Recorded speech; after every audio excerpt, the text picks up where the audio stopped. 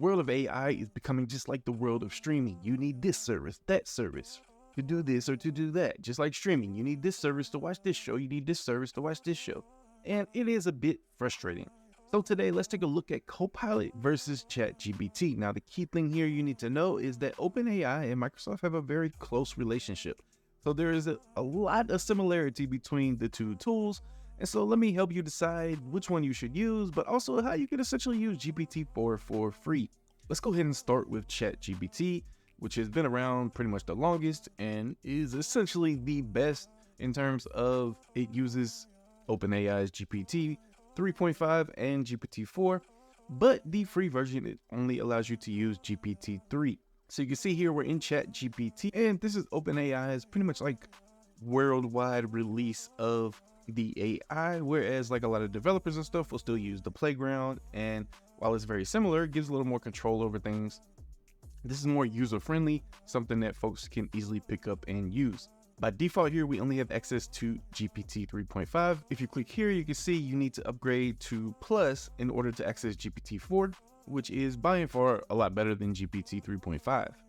Now, it says you get access to GPT-4, our most capable model, browse and create and use GPT's access to additional tools like DALL-E, browsing, and advanced data analysis. So some of the additional capabilities that they have brought to ChatGPT include the use of GPTs, like different GPTs, and people can publish GPTs. And what this does is gives the extra access to like browsing and advanced data analysis, as well as DALL-E. Those three things are options when you create a new GPT. Now, once you do upgrade to Pro, you can see here, I can select GPT-4, and it says GPT-4 has DALL-E browsing and analysis, limit 40 messages every 3 hours. Now I didn't actually realize we had that limitation. And I think right now my account, for whatever reason, maybe something to do with that because of some stuff I was experimenting with, I don't think I'll be able to do anything. Let's see, create an image of a squirrel in a field. So you can see here, I was able to generate this image. You cannot do that with 3.5. So you're only able to do that on 4. And it can search the web as well. So if I say, what are some important news articles in the last 2 days? It is going to do a search, and you can see here it's doing a search with Bing. This is quite important because, like I said earlier, OpenAI and Microsoft have a really close relationship. I don't know if this is a 100% true case. I'm pretty sure Microsoft is the largest investor. So you can see here, give me back 10 articles, and if we take a look at the reference, they're all from the same site, and it's top headlines from the USA, latest news. So it goes out, does a search result, and brings back the information. Now, this is to help with the fact that the training material used in these GPTs are only up to date through, I think the last one was April or September 2023. It is a lot better, but it still doesn't have current information. And I was using a service called Perplexity, which I'll actually talk about in a little bit, to just talk about, again, how we need so many different services. An important thing to note here is that when you hear GPT 3.5, GPT-4, those are referencing the LLMs. And the LLM is a large language model, which is essentially the brain of the AI. It is how the AI is accessing all its information. That's where it does its lookups. And that is what is powering it. Now, when you see ChatGPT, ChatGPT itself is not an AI. It is using GPT 3.5 or GPT-4 as the large language model to process your requests. Same thing if you go into the playground on OpenAI. And it's actually the same thing on Copilot.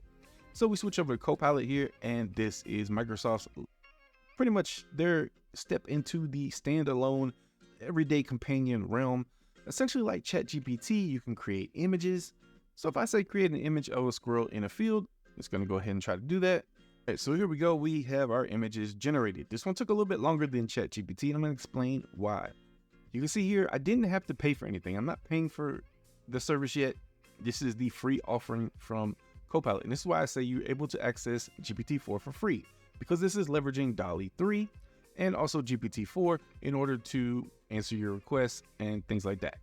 So now if we come to the billing page for Copilot, you can see that included, it says faster performance and priority access to GPT-4 and GPT-4 Turbo during peak times.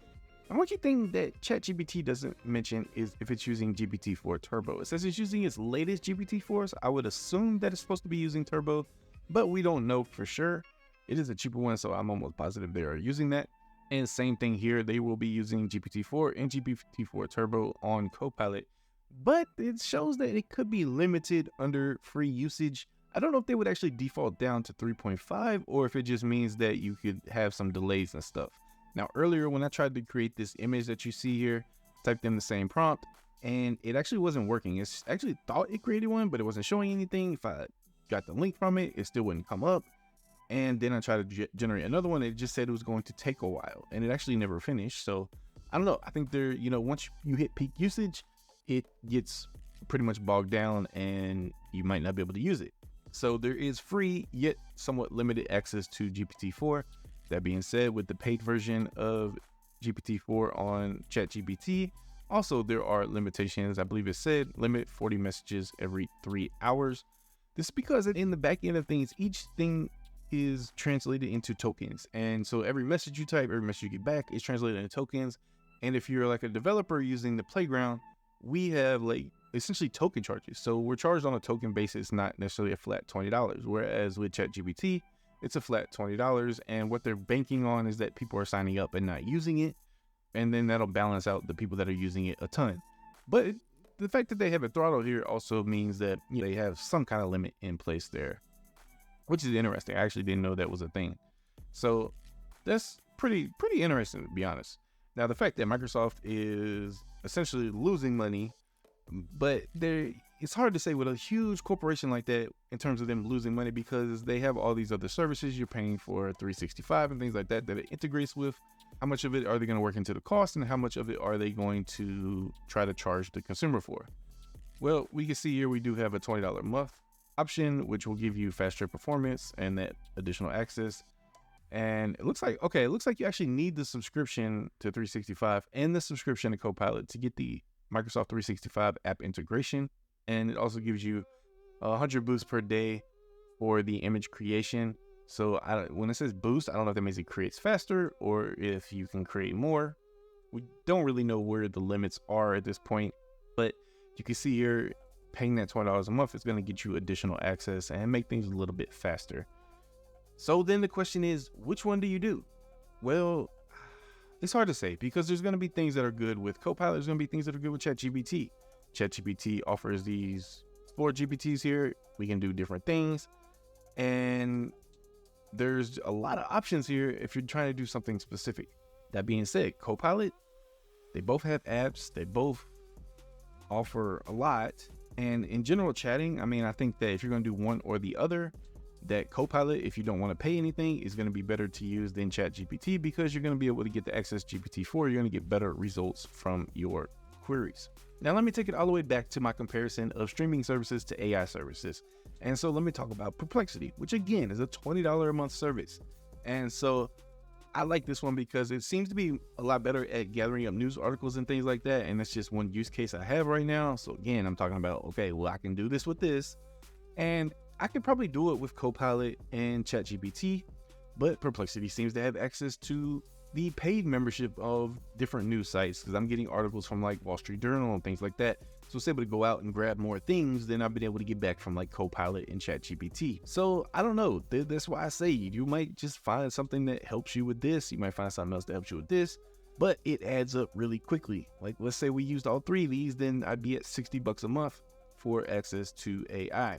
The only catch to that is if you are paying for more services, let's say you have the limitations on ChatGPT and messages every 3 hours, or Copilot limits you, those limits would be separate. So if you hit your limit on ChatGPT, you could jump over to Copilot and keep going. You hit it there, you can go jump over to Perplexity, keep going there. So like I said, for me, if I want to look up news articles and things like that, I'm getting better results on Perplexity, and I really like Perplexity. And what I wanted to show you here was that while I can use GPT-4 from OpenAI, which is pretty much what I use in most cases, I have access to use Claude 2.1 from Anthropic. We also have the experimental model by Perplexity, and we also have Perplexity's default model, which is optimized for fast searching. And all of these are good in their own ways. I just switched to GPT-4 just to give me consistent results. But yeah, you can also use their default image generation, or you can use DALL-E 3. So again, you just have so many options out there. What do you do? So to bring this to a close, I just want to say the main point of this is to show that, hey, you can access GPT-4 for free via Copilot. And Microsoft has not been my favorite company when it comes to tools to use and things like that. But you can't argue that OpenAI has not been doing amazing things and that it is the best. And I know some could argue there's some other models out there that are catching up. There's some that perform better. And the problem is it's like streaming service. There's something good for this, something good for that. And that's just how it is. But if you want to use GPT-4 for free, go ahead and give Copilot a try. What I have heard is that your prompting techniques might need to be enhanced a little bit to get what you want out of Copilot. But don't worry, stay tuned for more videos. Make sure you hit that subscribe button. I'll be doing some videos on prompting, talk about different prompting techniques, how to formulate your prompts, how to really go that extra mile with your prompts, but also try to give you some tools and stuff you can use to just say, oh, if I say create an image of a squirrel in a field, maybe be able to put that prompt into a different prompt that will enhance your prompt for you. And I'm hoping to find some more tools like that, help people be able to access these AIs and use them for the things you need to use them for. So stay tuned for those videos. Make sure you hit that like button. I'll catch you guys in the next one.